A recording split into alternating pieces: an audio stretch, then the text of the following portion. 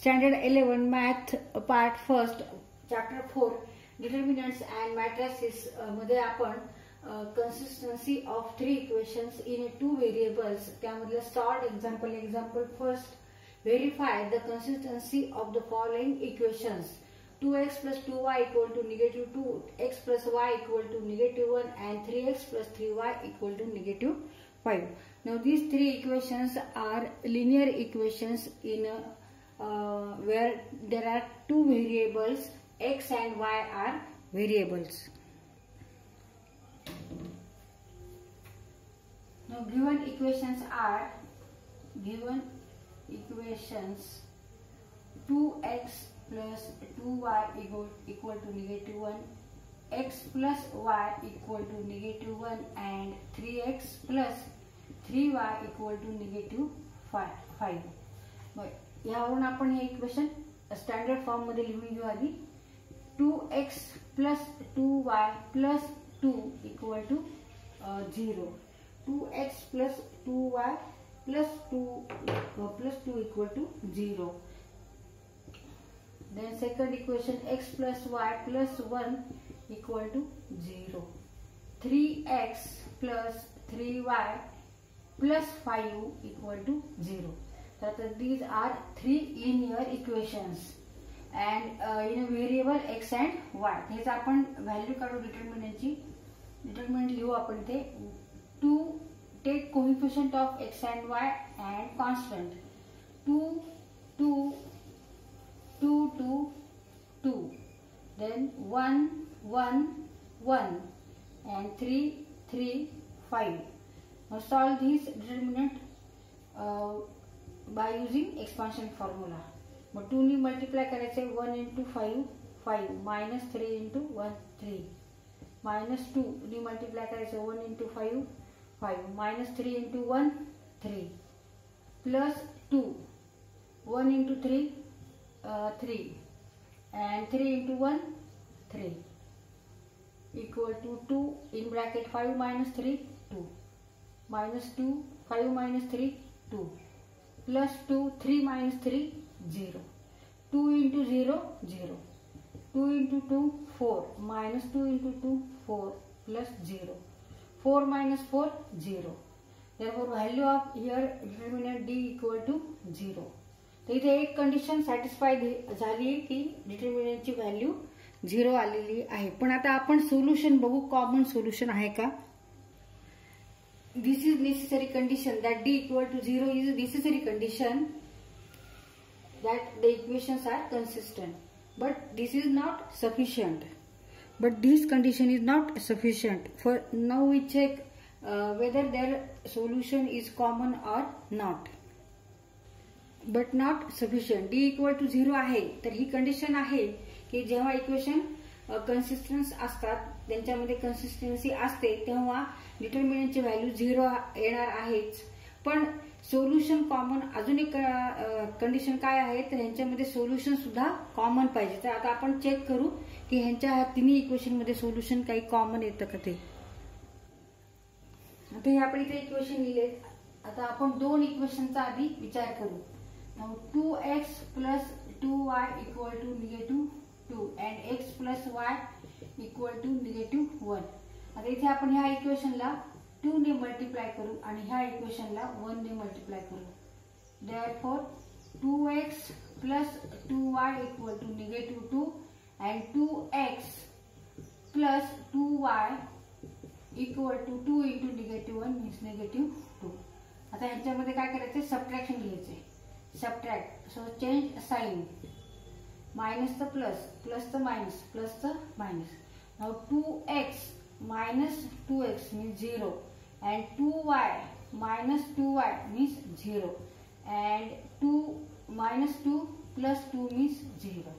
तिथे सगळीकडे 0 0 0 आली. तिथे x आणि y ची काही व्हॅल्यू आलीच नाहीये. आता आपण सेकंड आणि थर्ड इक्वेशन घेऊन व्हॅल्यू काढण्याचा प्रयत्न करू.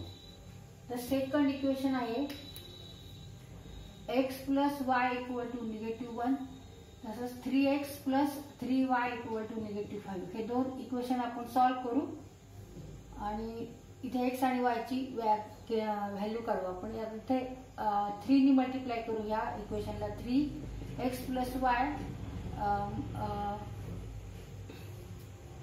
And equal to -1. नंतर ह्याला मल्टिप्लाय करू 1 ने. ह्याला मल्टिप्लाय केली 3, मग 1 ने मल्टिप्लाय करू. 3x plus 3y equal to -5. तर इथे आन्सर लिहू.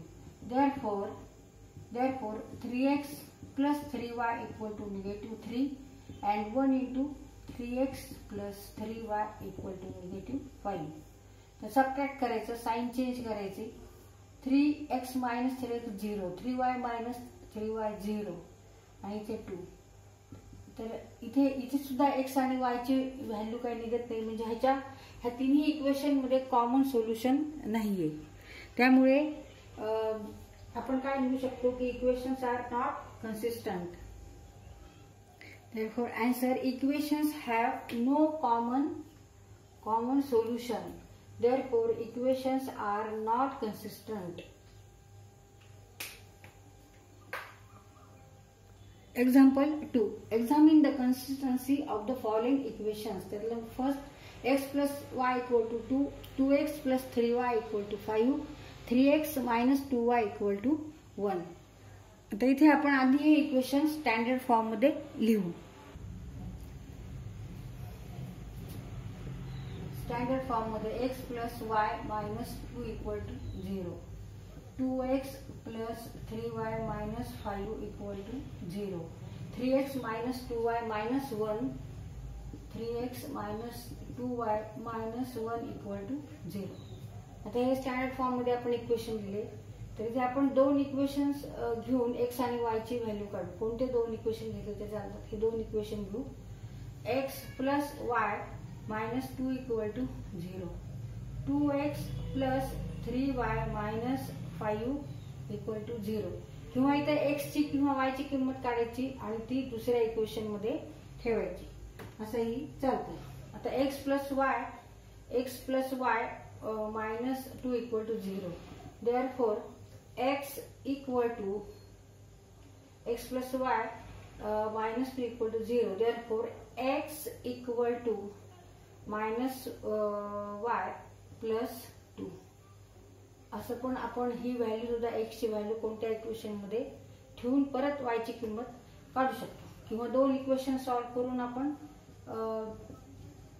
x आणि y ची किंमत आपल्याला फाइंड आउट करता येते. आता इथे 2x आहे, इथे x आहे, तर ह्याला आपण मल्टिप्लाय कशाने करणार? 2 ला 2 ने मल्टिप्लाय करायचं. 2 ने जर x ला मल्टिप्लाय केलं तर y ला पण करायचं आणि ह्या 2 ला पण करायचं. फर्स्ट इक्वेशनला आपण 2 ने मल्टिप्लाय केलं, सेकंड इक्वेशनला 1 ने मल्टिप्लाय करायचं. 2x plus 2y minus 4 equal to 0. आता इथे 2x plus 3y minus 5 equal to 0. आता इथे मायनस करायचं, सबट्रॅक्ट करायचे, मग इथे चेंज करायचे साइन सगळे. मग 2x minus 2x 0. Now 2y minus 3y means minus y आणि minus 4 plus 5 means plus 1 equal to 0. y plus 1 equal to 0. therefore y equal to 1. therefore y equal to 1. मग आता x ची value काढायची. मग ह्या equation मध्ये आपण y ची व्हॅल्यू ठेवायची. x plus y equal to 2. Put here y equal to 1. x plus 1 equal to 2. therefore x equal to 2 minus 1 means 1. therefore x equal to also 1. तर इथे आपल्याला हे सोल्युशन मिळाले. x equal to 1 and y equal to also 1. आता हे दोन्ही equation ह्या दोन इक्वेशन मध्ये जरी आपण x equal to 1 y equal to 1 ठेवलं तर इक्वेशन सॅटिस्फाय होणार आहे. आता थर्ड इक्वेशन सॅटिस्फाय होतं की नाही ते चेक करायचे. त्याच्यात आपण x ची व्हॅल्यू 1 ठेवायची आणि y ची व्हॅल्यू 1 ठेवायची. आता इथे आपण थर्ड इक्वेशन घेऊ. 3x minus 2y minus 1 equal to 0. Put x equal to 1 and y equal to also 1. 3 into 1 minus 2 into 1 आणि -1 इक्वल टू 0, म्हणजे 3 - 2 - 1 इक्वल टू 0, म्हणजे 3 - 3 इक्वल टू 0, 0 इक्वल टू 0, म्हणजे सॅटिस्फाय झालं. इक्वेशन हे सॅटिस्फाय झालं. इथे आपण एक्सची एक व्हॅल्यू ठेवली आणि y equal to also 1, x equal to 1 and y equal to also 1. तर हे इक्वेशन सॅटिस्फाय झाले. म्हणजे आपण हे व्हेरीफाय केलं, हे तिन्ही इक्वेशनला सुद्धा हे सोल्युशन कॉमन आहे. कोणतं सोल्युशन कॉमन आहे? कॉमन सोल्युशन कोणतं आहे? तर कॉमन सोल्युशन आहे x equal to 1 and y equal to 1. हे सोल्युशन ह्या तिन्ही इक्वेशनला कॉमन आहे. म्हणजे तिन्ही इक्वेशनसाठी हे लागू पडतं. x ची व्हॅल्यू 1 ठेवायची, y ची व्हॅल्यू 1 ठेवायची आणि इक्वेशन सॅटिस्फाय होतं का बघायचं इथे आणि इथे सुद्धा. तर ते होतंय. ह्याचा अर्थ एकच कॉमन सोल्युशन आहे. मग त्यामुळे आपण काय म्हणू शकतो? These 3 equations are inconsistence. Equations are consistent. Answer. Given equations have common solution x equal to 1 and y equal to 1. Therefore, equations are consistent. आता दुसरी कंडिशन आपल्याला माहिती आहे केव्हा कन्सिस्टन्स असतात, जेव्हा त्यांच्या डिटर्मिनंटची व्हॅल्यू ही 0 येते. तर हे सुद्धा आपण व्हेरीफाय करू शकतो. आता इथे आपण d इक्वल टू व्हॅल्यू काढू एक्सपान्शन फॉर्म्युला वापरून. टेक कोइफिशियंट, x चा कोइफिशियंट, y चा कोइफिशियंट अँड -2, 2, 3, -5, 3, -2 अँड -1. आता इथे एक्सपान्शन फॉर्म्युला वापरायचा आहे आणि ह्याची निश्चितच व्हॅल्यू किती येणार आहे? 0 येणार आहे. 0 येणार आहे. माझा 1 ने मल्टिप्लाय करू. 3 इंटू -1 म्हणजे -3, 2 इंटू 5 10, निगेटिव्ह बिकम पॉझिटिव्ह, पण तो आपण मायनस करत असतो. -10 तर -1. Take remaining elements which are not in first row and second column. 2 into -1, -2, minus 3 into -5 means -15, negative become positive. मग आता प्लस मी मल्टिप्लाय करतो, पण इथे निगेटिव्ह असल्यामुळे आता इथे आपण निगेटिव्ह घेऊ. -2 ने मल्टिप्लाय करायचं आहे. 2 इंटू -2 मीन्स -4 मायनस -9. हे सॉल्व करून घेऊ. -3 मायनस -3 मायनस -10 मीन्स -13 मायनस इथे 2 मायनस 15 म्हणजे 13 फक्त राहणार आहेत. आणि इथे -2 -4 अँड मायनस मीन्स -13. ते सॉल्व करावं लागेल आपल्याला. -13 मायनस -13, निगेटिव्ह कमी पॉझिटिव्ह, -26 प्लस 26 इक्वल टू 0. म्हणजे 0 आलेली. d इक्वल टू व्हॅल्यू किती आली? 0.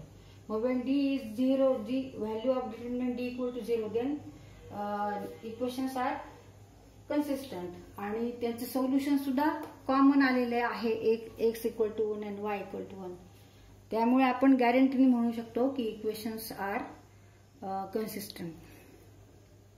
म्हणजे कोणतेही 3 इक्वेशन्स जर असतील, लिनियर 3 इक्वेशन्स आहे 2 व्हेरिएबल्समध्ये x आणि y, त्यांच्यामध्ये कन्सिस्टन्सी आहे का नाही ते चेक करण्यासाठी आपल्याला काय काय चेक करायचंय? तर त्यांच्या डिटर्मिनंटची व्हॅल्यू 0 येणारच आहे. पण जरी डिटर्मिनंटची व्हॅल्यू 0 आली तरी एखाद्यास कॉमन सोल्युशन येतं किंवा कॉमन सोल्युशन नसतं.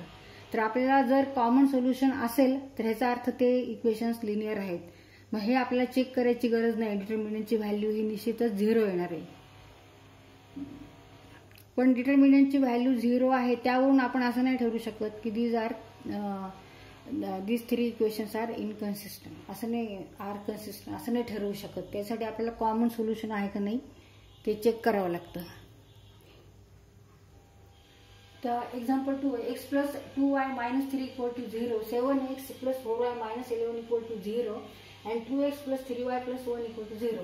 ह्यांच्यामध्ये आपल्याला काय चेक करायचंय? कन्सिस्टन्सी आहे का नाही ते. तर एक तर d इक्वल टू 0 पाहिजे आणि दुसरं त्यांच्यामध्ये कॉमन सोल्युशन पाहिजे. तर ह्या 2 कंडिशन पाहिजे. कॉमन सोल्युशन जरी असेल तरी d इक्वल टू 0 हे चेक करायची गरज नाही. तर इथे आता आपण आधी डिटर्मिनंटची व्हॅल्यू काढू. Solution x plus 2y minus 3 equal to 0, 7x plus 4y minus 11 equal to 0, 2x plus 3y plus 1 equal to 0.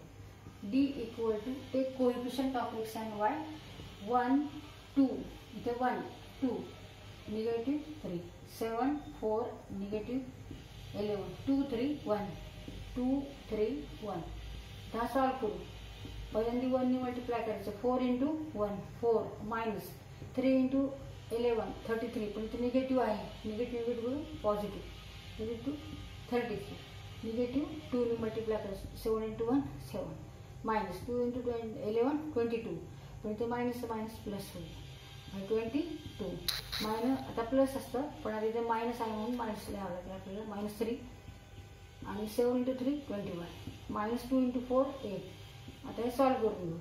4 into 33 33 into plus 8 33 plus 4 37, -2 22 plus 7 means 29, -3 21 -8.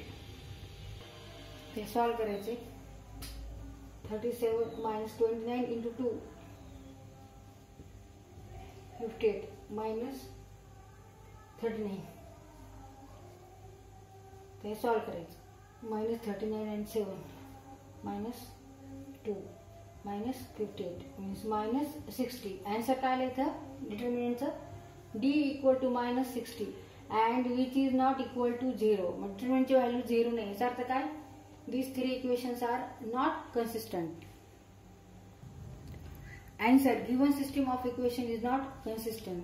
कारण इथे D equal to 0 आलेलं नाही. D equal to किती आहे? D equal to -16 आहे and which is not equal to 0. Therefore, these equations, these three linear equations are not consistent.